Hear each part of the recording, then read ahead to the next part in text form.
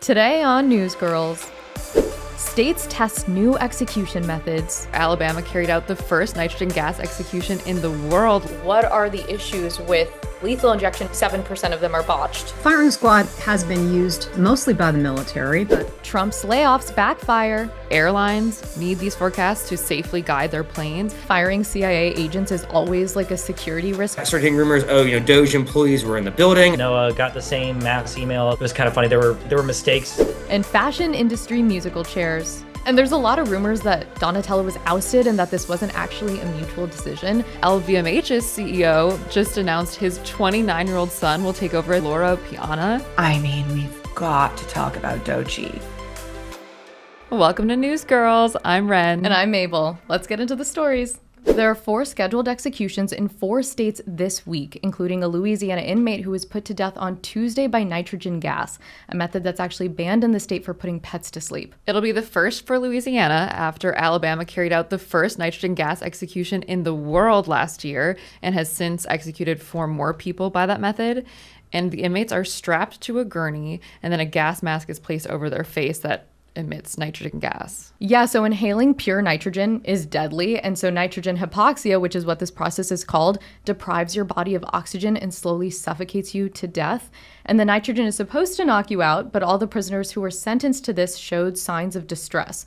They shook violently, writhed and convulsed on the gurney for about 2 minutes as they were forced to breathe these toxins through a mask. And this isn't the only groundbreaking execution method being tested these days. I think we were all shocked when a South Carolina man was killed via firing squad just a couple weeks ago. It was actually the first time in over 15 years that was used. And what was even more unheard of is that he actually got to choose his method of execution. So he obviously chose firing squad over a 110-year-old electric chair and lethal injection. Behind the chair that was used for the firing squad in the room, you could see the electric chair, but apparently the gurney used for injections had been rolled away. The firing was carried out by 3 volunteer prison employees. What does volunteer mean? They used rifles and stood 15 feet away from where the inmates sat in the state's death chamber, and that's about the distance of like a backboard from a free throw line in basketball. Yeah, they aimed at the inmate's chest and fired at the same time through openings in the wall, and I guess a dozen witnesses watched on in a room separated by bulletproof glass, including the victim's family and the inmate's lawyer. Wow, yeah, I can't believe that the victim's family was there. Like, I wonder if I'd want to go to that. Well, I guess, imagine if someone killed your parents, which is what happened in this case. It's kind of justice. Yeah, I can see, the sense of satisfaction and justice that would come from seeing something like that, especially because these death row trials go on for so long. This specific South Carolina one started in 2001, so I'm sure there is some relief kind of seeing that end. Well, last week, Idaho became the first state to make firing squad its preferred method of execution starting next year. And we reached out to the Idaho Department of Corrections for comment, and they said that they're in the process of retrofitting their maximum security prison to accommodate the firing squad. And there's reporting that they're having a hard time finding a contractor to build out the facility because I guess nobody really wants to be associated with that. And they made this switch after the state was unable to execute one of the longest serving death row inmates in the country 8 times. They failed 8 times to establish an IV line, which is needed to deliver the lethal injection drugs. And lethal injection is definitely the most popular form of execution in the US. There have been 1,428 in the last 50 years, but lethal injections also have the highest rate of botched injections at 7%, and there's been a lot of evidence that it causes severe pain and respiratory distress. A review of autopsies of prisoners who were put to death via lethal injection found that 84% showed evidence of pulmonary edema, which is a fluid buildup in the lungs that creates the feeling of suffocation or drowning that experts have likened to waterboarding. And in some of them, there were indications that the person was still alive as their lungs filled with fluid. I mean, that's terrifying. And apparently some of these drugs that are supposed to render the inmate unconscious aren't dosed properly enough or aren't strong enough. So a lot of these anesthetic drug companies are now being sued, which of course makes these companies even less likely to want to supply drugs. So currently we're in a lethal drug injection shortage. Well, to try to fix that, Trump signed a sweeping order hours after returning to the White House that directs the Attorney General to take all necessary and lawful action to ensure that states have enough lethal injection drugs to carry out executions. In Trump's first term, his administration carried out 13 federal executions, which is more than any president in modern history. And this term, he's clearly still pushing for that. I've already signed an executive order requiring a mandatory death penalty for anyone who murders a police officer. And tonight I'm asking Congress to pass that policy into permanent law. Which is controversial since public support for the death penalty is at a 5-decade low of 52%. And not just the US, but around the world. So in 1999, the UN passed a resolution supporting a worldwide moratorium on executions. And now roughly 50 countries still actively use the death penalty. Most are carried out by Iran, Saudi Arabia, China, which is actually the leading country in executions, and the US. So we're speaking to Robin Marr, the executive director of the Death Penalty Information Center, about the new execution methods, the high botched rates, and what we can expect under the Trump administration. Last week, South Carolina executed an inmate via firing squad, and then Idaho just adopted firing squad as its main execution method. So why are we seeing this method being preferred by states? Yeah, it's a really unusual development. You know, firing squad has been used historically for many years, mostly by the military, but also by a number of the states in the past. South Carolina decided that it would adopt the firing squad as one of 3 methods, and it gave the prisoner, Brad Sigmund, a choice of choosing among those 3 methods. He chose the firing squad because it was the most straightforward method of execution he had the most information about. You can imagine being asked to choose how you are going to die. So he really kind of defaulted to the firing squad. We saw that volunteer prison employees carried out the firing. What does that mean? Who are these people that are shooting him? Right. So in South Carolina, they made the job available to prison staff. Prison staff could volunteer to be one of the riflemen. And that's what happened. In Idaho, I understand they're planning to use an automated firing squad. So there'll be no human beings behind those guns, which I think would probably lessen some of the trauma that we understand a lot of prison staff experience when they participate in executions. It's a government function that is fraught with a lot of problems because of the secrecy that surrounds so much of what happens, and because of the feelings that people have about executions and how divided people are about whether there should be executions and how they should be conducted. We saw that the first execution using nitrogen gas in the world, is this right, happened last year. And it sounds like every single time the person is kind of convulsing while they're slowly dying. I mean, nobody ever thought we would be using nitrogen gas to smother people to death. And if you listen to the state of Alabama, its officials are saying, well, these executions are going like textbook. They go perfectly well with no problems. But all the media witnesses that attend these executions are saying something very different. They're saying that the prisoners appear to be in a great deal of distress and pain during these executions. All of the active death penalty states refuse to tell the public critical information about how they're conducting executions. It's a real problem. Talking about lethal injections, it seemed like for the longest time it was the most humane way, I guess, to carry out the death penalty. But we're seeing a lot of reporting, including on your website, about botched injections. What are the issues? Problem with lethal injection has been that states have used untested combinations of drugs. Some of the drugs have been expired. Some of the execution staff are not medically trained, and so they make mistakes. And sometimes there are underlying physical conditions of the prisoner that create additional complications, all of which leads to what we call botched executions. And that is a display of pain and suffering that many people say is an unconstitutional kind of torture. Do you ever hear a governor say, well, we have to, or any lawmaker say, well, we have to think about the pain and suffering of the inmate? Or is the mentality kind of like, well, they deserve it, like they murdered this person, who cares? Yeah, well, there are both sides represented by public officials. What we saw most recently was that Attorney General Merrick Garland, on one of the last days he had in office, withdrew the federal protocol, which was using a one-drug protocol of pentobarbital, precisely because he said he was not satisfied that it wouldn't cause pain and suffering. Now, this new administration, I think, will probably put that protocol back into place.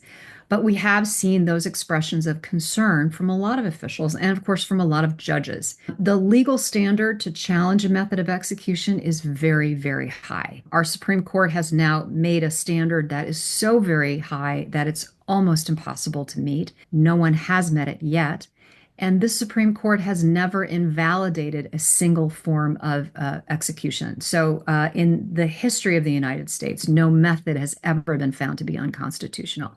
That's pretty breathtaking. We read on the death penalty information website that there's kind of like surges and wanings of society being more prone to choosing the death penalty over other punishments. Like, what is happening in the world right now that is causing this resurgence? Well, I guess I would say it's not really a resurgence. I mean, I think what we're seeing is a lot of coverage of the death penalty in the media for very good reasons. We're using all of these new methods of execution. There's a lot of curiosity about it, some even fascination with the fact that we're using the firing squad again, maybe because of this new administration, maybe because President Trump is a big fan of the death penalty. We know in Trump's first administration, he executed more people than any other modern president. What can we expect in the next 4 years? Well, there aren't many people left on the federal death row. President Biden commuted 37 death sentences out of 40 people on the federal death row. There are only 3 people there left, and none of them are eligible for an execution date unless there's a change in the law. So he's really not left with anybody to execute. There are a couple of people on the military death row, but really where all the action is now is in the states. I mean, remembering that using the death penalty is a choice. It's a choice in every jurisdiction. There are other methods of punishing people and deterring future violence that don't involve using the death penalty. We can put people in prison for long periods of time. That, by the way, is a cheaper option in every jurisdiction. It costs a tremendous amount of taxpayer funding to secure a death sentence and to go forward with an execution. And each legislature needs to evaluate whether the public is going to approve of the cost and the way that they are going to be conducting these executions. Again, the scrutiny by the media, by the public is so important. Secrecy is the enemy in that we don't understand enough about what's happening.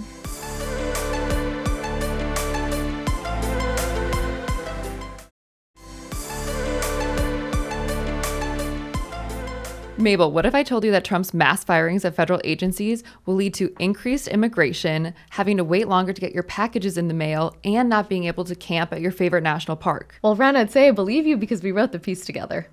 Oh, right.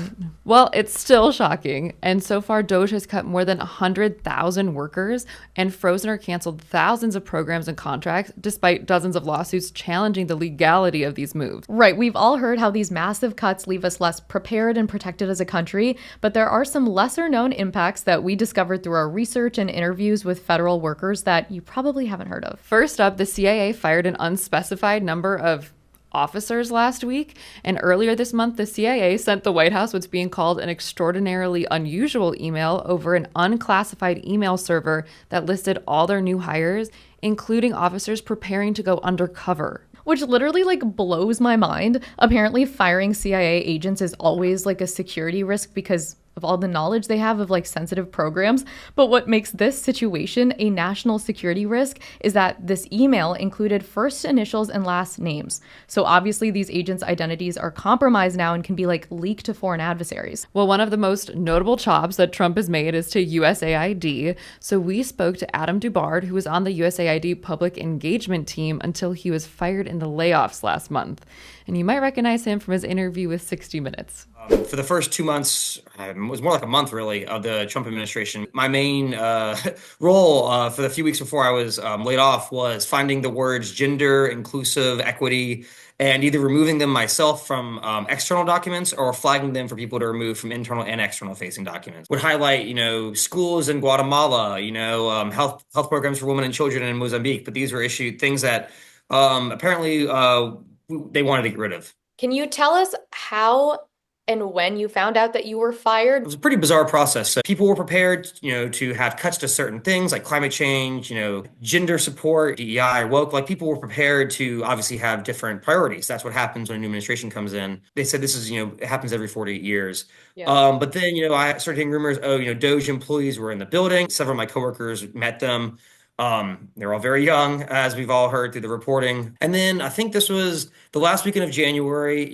Friday, I worked from home as usual, although we were preparing to come back into work at the office 5 days a week. I received a text from a friend saying you should check to see if you can log into your email account on your work laptop. Was locked out of my work laptop, and I couldn't do anything. And then 3 days later, just an email announcing that you've been laid off. That is so crazy, and that's so backwards that you would find out through trying to log in. Shocking. What were you thinking at the time? There was no severance.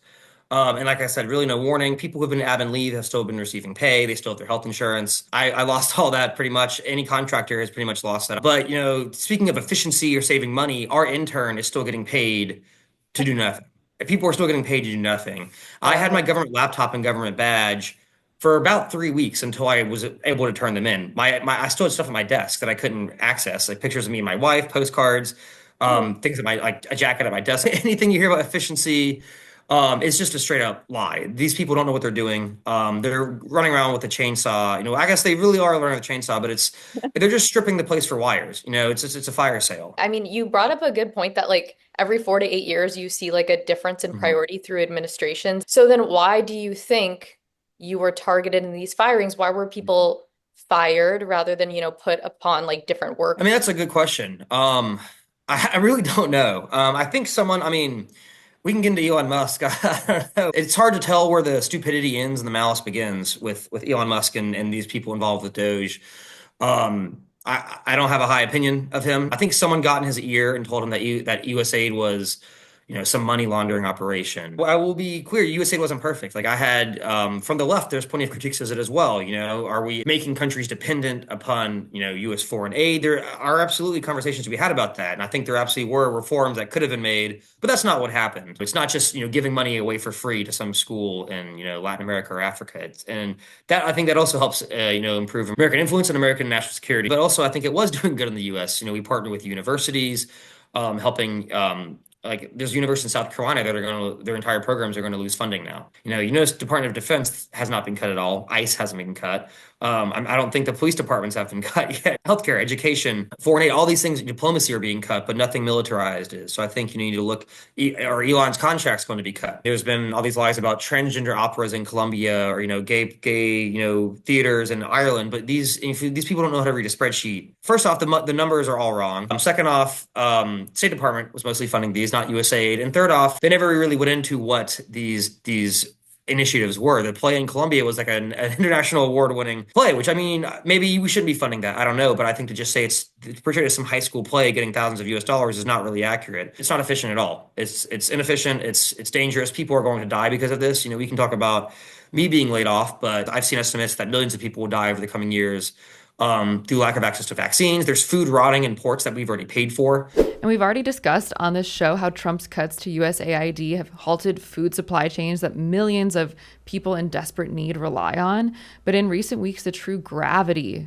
of these foreign aid cuts have become more clear. Yeah, there have been interruptions in emergency healthcare delivery. And we know you've all heard all of this on the news, and they sound like such big picture concepts, but they affect real people. So to zoom in, a 17-year-old Bangladeshi girl, Kajal, contracted tuberculosis in January, and USAID is literally what has kept her alive. She's the sole breadwinner in her family, so she's the only one that can work, but after these recent cuts, her treatment came to an abrupt end. And tuberculosis is fatal if left untreated, so her chances of survival are slim to none. Ugh, it's so awful. It's also interrupted things you wouldn't necessarily think of, like UNICEF refugee camps have run out of soap, which is, of course, vital to health and sanitation. And critically important HIV prevention programs in Africa have stopped, which has already resulted in children dying, and 1.6 million deaths are estimated by the end of the year just by cutting this one program. I thought Elon said that nobody would die from any of these cuts. Well, Secretary of State Marco Rubio said last week that 83% of USAID programs had been canceled, which is over 5,000 of them.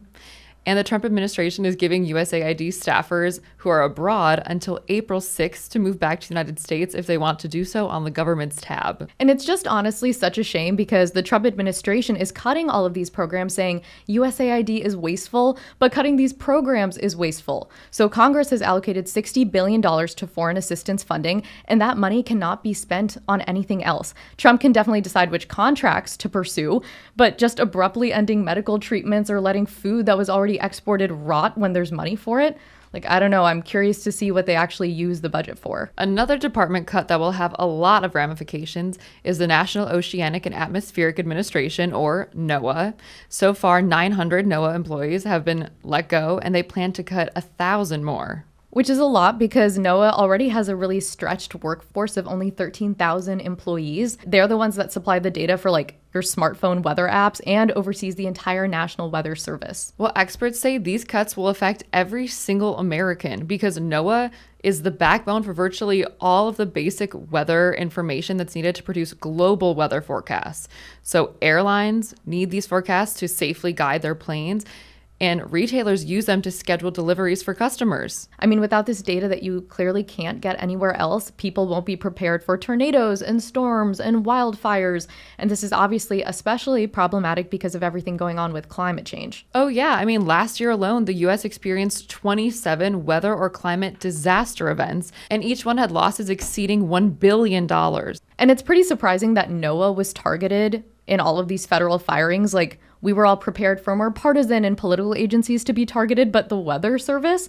And if this was in the name of like cutting waste and spending, NOAA's annual budget is just 0.097% of 2024's fiscal spending. So not really sure what the rationale for these cuts are. So not even 1%. No. Well, we spoke to scientist Andy Hazelton, who specializes in hurricane research and modeling at the National Weather Service, who was laid off in a very chaotic fashion. So how did you find out you were fired? When? Like, walk us through that. Basically, all of us sort of so-called probationary employees in NOAA got the same mass email at like 3:45 p.m. on the Thursday afternoon. I think it was February 27th. Basically, it was like boilerplate language, to all of us. It was kind of funny. There were mistakes in people's emails. Like my title was incorrect. We had like an hour before it was effective, and then we got locked out of our emails that night, and our bosses didn't even know. It was just a chaotic experience. And now we have this court ruling that they've been ordered to reinstate us, but we still haven't heard anything. And most of us haven't even gotten like HR paperwork about separation and health insurance. And so it's just kind of been a mess. Yeah, so we did see that. We saw that people were like fired and then rehired, and it seems a little bit disorganized. This has been disruptive, not just the agency, but all of us, personally as well. Yeah, and to the work when hurricane season starts up later this year. How will this make the public less safe? So sort of the reliable forecasts that people have come to count on, and maybe harder to get information out as quickly. And it's just going to be a strain across the agency. And we don't want to see that because our mission at NOAA is to protect lives and property, and that's what we want to do. Surprised to hear about all of these layoffs at NOAA. Apparently, like they're about 20% of the workforce is going to be cut. Why do you think that NOAA was targeted by the Trump administration? We understand that it doesn't really take up that much of the national budget at all. No, in fact, it's one of the biggest, probably most efficient in terms of the bang for your buck, because I think it costs about 6 cents per taxpayer or per American per day to fund those, just a little bit. And really, it almost pays for itself anytime there's a hurricane. Billions of dollars are saved because people can prepare their property and get themselves out of harm's way. But also, as forecasts get better, there's fewer false alarms, so people don't have to get out of the way or evacuate or close their business if they're not going to get hit. When you think about all of the people who are laid off, and how important this work is, do you get worried at all? Definitely, I'm worried for our obviously my friends and colleagues that got impacted by this, but also just for the state of science and meteorology and everything. I hope we can sort of get the ship righted and move forward together as a community. And since we spoke to Andy, we found out that he's being temporarily reinstated in paid non-duty status pending the outcome of a court case in Maryland that invalidated the firings. But the memo says that he could be terminated again if the government's appeal goes through. So he could just be fired at any moment if that goes through. Like, It must be weird to go back to a job where your boss is actively fighting to fire you. It's just all so messy, like the firings and the rehirings and the reasons for all of this. And then on top of that, all of these job losses are predicted to thrust DC into an economic recession. Well, we'll add that to the list of unintended consequences.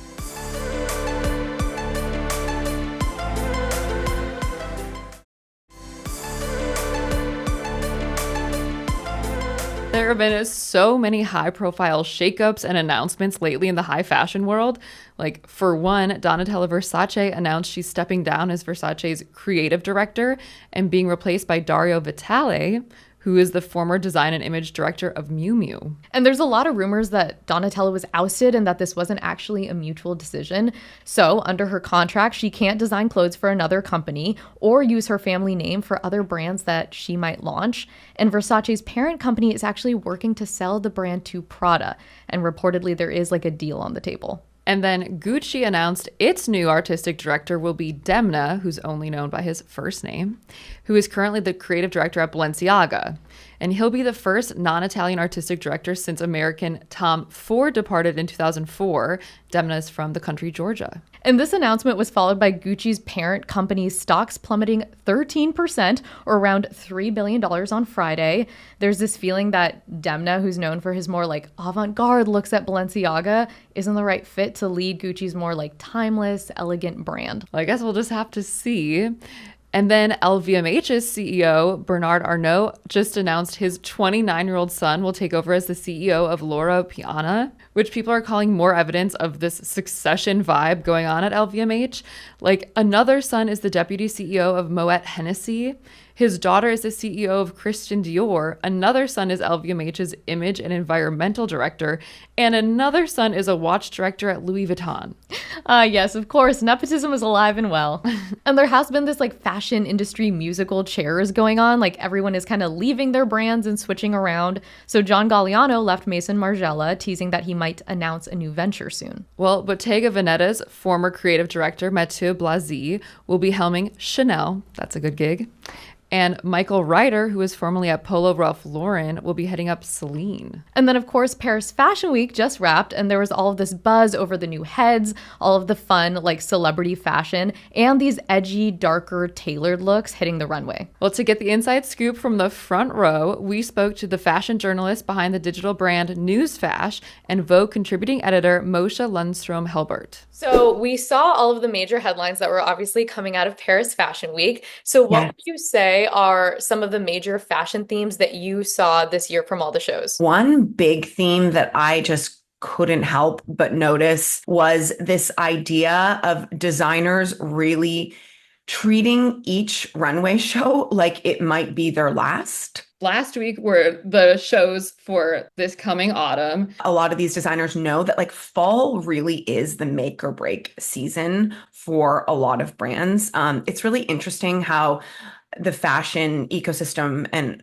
the economics of it work, where that the Q4 period for fashion brands, so that's like the end of the year, is where a lot of them make 80% of their sales. You're probably going to spend more on a pair of boots than a pair of sandals, right? A coat than a bikini. So as a result, you're really seeing this idea of like designers are wanting to give you their full-blown head-to-toe vision and try to keep their jobs, because that's increasingly hard. So with that said, and all these designers kind of trying to leave it all on the runway, which ones do you think were the most successful? Which ones were your favorite? And then which ones maybe were not your favorite? Well, I have to say that I think the two big debuts that we saw this season were Sarah Burton for Givenchy, formerly of Alexander McQueen, and Haider Ackermann made his debut at Tom Ford. And those were both incredibly strong debuts and very well received. And I think because they both put forth like a vision of clothes that felt forward looking, but incredibly wearable. I think Sarah Burton is one of the most important living fashion designers that we have right now. The most beautiful tailoring and dresses and coat dresses. Don't we love a coat dress? Like, think think about all the occasions in our lives as women where we have to do these like drive-bys, where we have to go into an event and, say our hellos and maybe network a little bit, and then we need to go to the next thing. And we're not taking off our coat, but we need something fabulous that makes an entrance and leaves a lasting impression. She really nailed that. And then Hyder Ackerman, it's really interesting because he's also the creative director at Canada Goose right now. Like, can you think of anything more different? And They don't, the overlap is hard to see.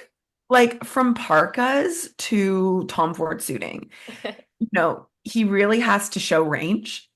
And I have to say, I interviewed Hyder Ackerman early in my career, and he was one of the most kindest, heartfelt designers that I've ever had the pleasure of speaking with. Obviously, the celebrities are all popping up in Paris and New York in this season wearing like their best looks. Who stood out to you? I mean, we've got to talk about Doechii. What a chameleon. She is amazing. I think that I haven't seen that done so well in a little while, where a lot of times, if I could speak candidly, musicians don't have great style and they don't have the ability to pull off fashion. Exhibit A, the Grammys every year. It's bad. So moving into some of the drama that's been unfolding over the past week. So if you could walk us through some of the developments, starting with Versace and Donatella's announcement last week. What a legacy. It does make me a little bit sad because it is the end of an era. What I feel is her greatest contribution is her love of women and her ability to make them look and feel sensational on the red carpet time and time and time again. I mean, just you look at it, it's decades spanning memorable knockout looks. Obviously, there's the J-Lo plunging dresses, but then you have like Michelle Obama in chainmail, or you have all the Lady Gaga and Dua Lipa looks more recently. I think Donatella Versace is a living legend, and I hope that some of this transition was on her own terms. And so she's being succeeded by this Italian designer. I mean, he's Sicilian.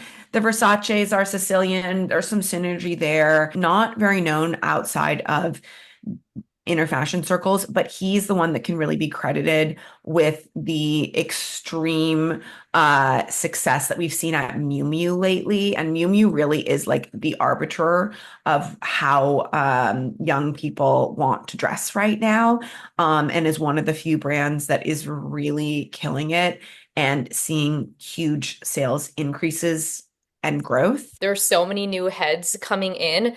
Are there any like themes that you think we'll start seeing in high fashion? We did a piece on how like the luxury market is tanking and has kind of been doing really poorly. So do you think we'll see like a price shift or like a demographic shift, especially with all these new people kind of taking the lead? I think there's a real changing of the guard happening right now, and it's a complete HR overhaul, right? And these things do happen in waves, and it's a tsunami right now.